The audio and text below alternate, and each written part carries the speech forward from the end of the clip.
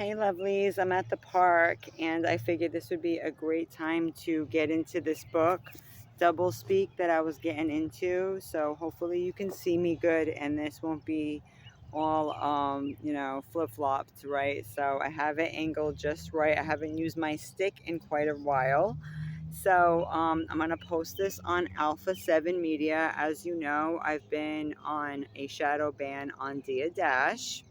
So I am going to tag DianaDash, and I do have a DianaDash 2.0, hence the color, right? That's the theme on that channel, right? I love the colors of violet and blue, pink, all of that, right? And it's all about that indigo vibe. Yes, I've been working out hard, getting my jog on, but I'm like, let me finish this chapter, which is so good. And I also don't want to have any issues with copyright or anything. So I'm going to give my commentary to make it as original as possible. And on this channel, even though I'll throw in a little bit of my DianaDash material, I like to keep it more too with separate topics. So I'm not going to be like duplicating videos that often, only when I want to show people that I direct, multiple channels. But I wanted to show you, this is on page 132, and we know at certain jobs, right, they can do different signs when they're trying to fire someone. I went into the video about, how we can even fire people in our own life. I mean, you don't have to put up with people who are not trying to do the right thing, and they make excuses not to do their job, right? We all have a job to do in this world. So, but in this instant, this is about doublespeak. And there's a couple of chapters that are really good. So if you like this kind of material, guys, I'm gonna like put this on my lap. I'm gonna flip it. Then tune in to Alpha 7. So I'm gonna flip the camera so you can see what I'm reading. Right, I got my walking shoes on. It's all about purple, baby. Right. So we're gonna read a little bit. How to fire workers without firing them. No one gets fired these days, and no one gets laid off. If you're high enough in the corporate pecking order, you resign for personal reasons, right? You've noticed that even with the news, right? When different officials, they take a back seat. So even in the media and stuff, as you know, it's kind of like a throwback to George Orwell, the 1984 novel Newspeak, and in the so-called New World Order. We're getting a lot of that now. So you're never unemployed. You're just an orderly transition, and an orderly transition between career changes.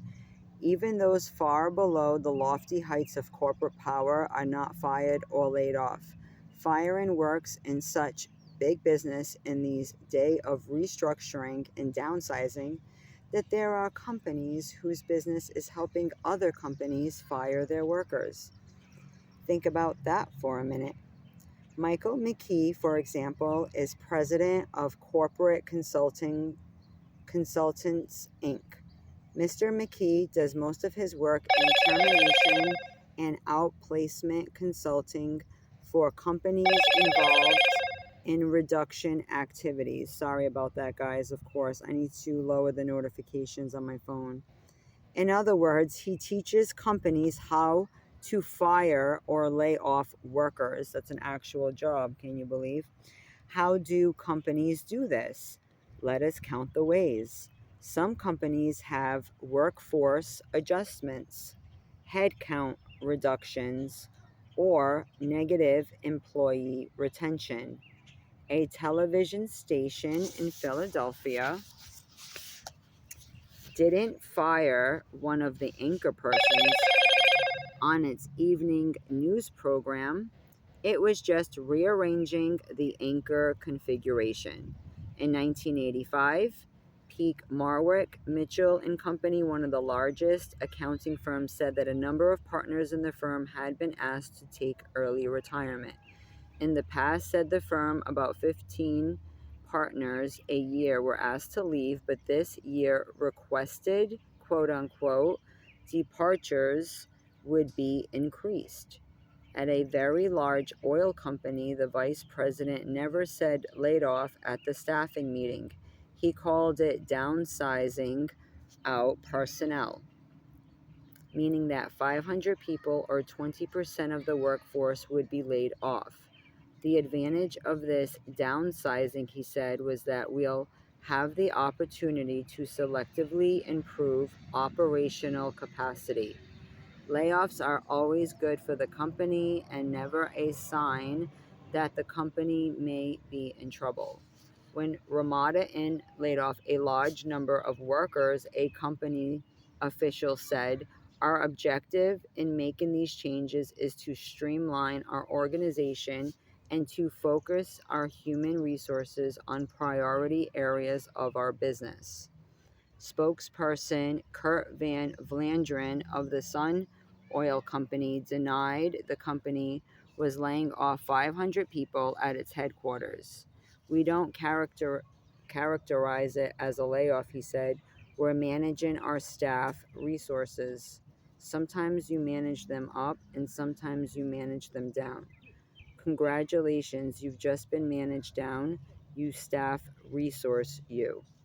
Some companies are not as sophisticated as others in their use of doublespeak when announcing layoffs. Mobil Oil Corporation announced that it had surplused 27 mechanics, while AT&T sent out a notice headed "AT&T announces force management," where certain divisions are identified as having surpluses. So a new force management plan will be implanted to correct force imbalances that now exist. Are you still with me on this one? Surplus managers will be offered separation payments as incentives to leave. If a surplus still exists after these incentives, additional managers will be given a separation payment to leave. Interesting, right? You've heard of those type of packages, right? Severance packages, maybe. How's that for sophisticated doublespeak to announce the firing of a lot of workers? Sometimes the doublespeak of layoffs is impenetrable, usually because the reality it is making is particularly upsetting. In 1987, General Motors issued the following statement. General Motors Corporation today reported a volume-related production schedule adjustment at its Chevrolet Pontiac Canada Group, Framingham, Massachusetts assembly plant. This sentence meant that General Motors was closing down an entire automobile assembly factory, not to be outdone by its rival. Chrysler did not lay off over 5,000 workers at the American Motors plant in Kenosha, Wisconsin. Chrysler simply initiated a career alternative enhancement program. Companies also use doublespeak when laying off workers because the doublespeak has clear economic benefits. During a strike at Continental Airlines in 1983, Continental denied that it was firing striking workers. Bruce Hicks of Continental said that strikers haven't been fired. However, Continental did begin hiring permanent replacements for striking mechanics who had been warned they would be replaced if they failed to return to their jobs. The LTV Corporation did not lay off 600 workers at its Aliquippa, Pennsylvania steel plant in 1985. Instead, LTV called the layoffs an indefinite idling rather than a permanent shutdown so that it wouldn't have to pay severance or pension benefits to the workers who were left without jobs. Doublespeak can pay for the company, but usually not for the workers who are laid off or fired. Isn't that something? The next part is "The car we sold you is broken." That looks like it's going to be a really interesting chapter, guys. And we'll go into this a little more. I'm going to keep this short, guys, so I can finish my exercise. But yeah, you see how doublespeak, right? Of course, they're going to water it down. And I was kind of talking about, watered down language, how it serves, certain people, but it's not in our best interest. That's why I don't like dealing with liars. I don't like dealing with people who deceive or use, you know, watered down language, right, to make something sound palatable that's, you know, really there to hurt you, right? So you can, you know, deal with it more, or to confuse you, right? So yeah, I need a little bit of water. My throat is super itchy. Be careful eating candy, guys. We'll go into it. It's like a choking hazard. I literally almost choked on a Mike and Ike. Yeah, I would just stick with fruit, and I was coughing so much and unclogging my throat. So yeah, it left me a little parched. So I'm gonna go get some water. But if you like these type of videos, check me out on this channel, Alpha 7, right? For us born leaders, right? But this is a good book, and I like to share some of my personal library with you guys. So if you don't have the book, you can follow along with me. I like talking a little bit about my, you know, give a little commentary.